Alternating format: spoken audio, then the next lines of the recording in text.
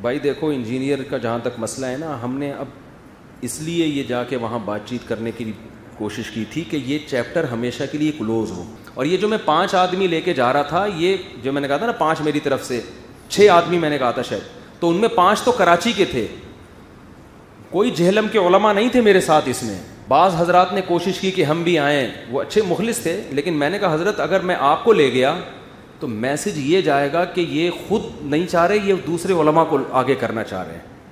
تو میں نے کہا ہم بات چیت میں یہ طے کریں گے, بات میں کروں گا, میری طرف سے کوئی اور بات نہیں کرے گا, اور کوئی جہلم کا عالم میرے ساتھ نہیں ہوگا سوائے مولانا مصعب کے. وہ اس لیے کہ چونکہ وہ نمائندے بنا دیے تھے مقامی ہونے کی وجہ سے, مولانا ہونے کی وجہ سے نہیں, بلکہ جہلم کے مقامی.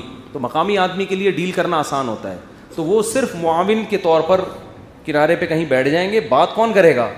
میں کروں گا, دلائل میں دوں گا, کسی کو بولنے کی اجازت نہیں. ایک مولانا مصعب تھے اور 5 بندے کراچی کے میرے ساتھ تھے, ان میں ایک کیمرہ مین تھا جو فہد ہے, جو یہیں بیچارے کو نہ المحنت کا لفظ کا پتہ نہ عرش کا پتہ, بیچارے کو کچھ بھی نہیں پتہ, وہ تو ایسا سیدھا بچہ ہے بیچارہ. ایک دن میں ایسا سیدھا ہے کہ میں حیدرآباد جا رہا تھا اس کو لے کے, تو آگے کہیں علاقہ نظر, کہہ رہے لاہور ہے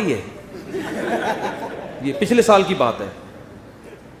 یعنی انجینئر صاحب یہ سمجھ رہے ہوں نا کہ بڑے بڑے علاموں کو لے جا کے میرے اوپر فٹ کر دینا, فتنہ پرستوں کو, وہ یہ اگر سمجھتے ہیں تو ایسا نہیں ہے بھائی.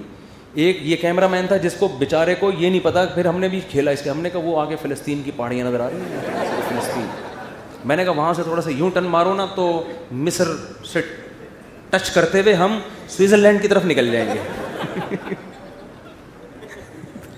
ہم تو پھر آپ کو پتہ ہے کہ پھر تو ہم تو مذاق اڑاتے رہے ہیں اس کا راستے پر کہ ابھی اس کو یہ نہیں پتا.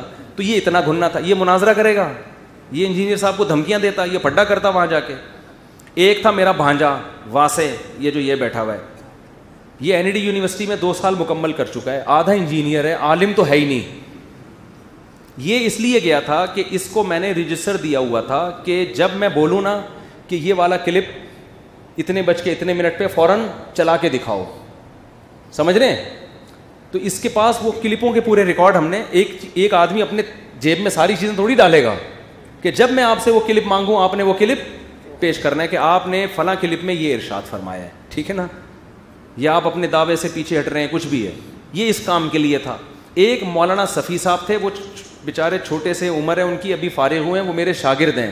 ان کو میں نے کچھ کتابیں پکڑائی ہوئی تھی, کیونکہ عالم جب ہوتا ہے نا تو اس کے لیے حوالہ نکالنا آسان. میں فوراً کہتا یہ حدیث ہے فلاں صفحے پر نکالو ذرا, تو وہ اس طور پہ اتنا تو ہوتا ہے نا. ایک عثمان بھائی تھے جو ایڈیٹر تھے, ایڈیٹنگ کرنا, لیپ ٹاپ کا سارا کام. میں نے کہا وہاں جا کے جیسے میں جہلم میں جب کلپ ریکارڈ کرواؤں گا تو وہ ظاہر ہے کلپ اپلوڈ بھی تو کرنا ہے نا, کلپ اپلوڈ بھی تو کرنا ہے نا. تو وہ اس لیپ ٹاپ کا کام جانتے ہیں, بھائی فوراً اپلوڈ کرو.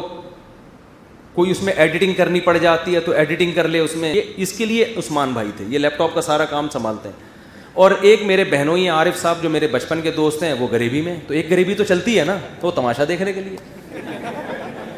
مشاورتی کونسل میں وہ ہمارے لنگوٹی یار ہیں, 8ویں کلاس سے ہم دونوں دوست ہیں, ساتھ ہیں. تو ہم نے کہا چل تو انجوائے کرنے کے لیے, تو ایک بندہ تو تماشائی بن سکتا ہے نا.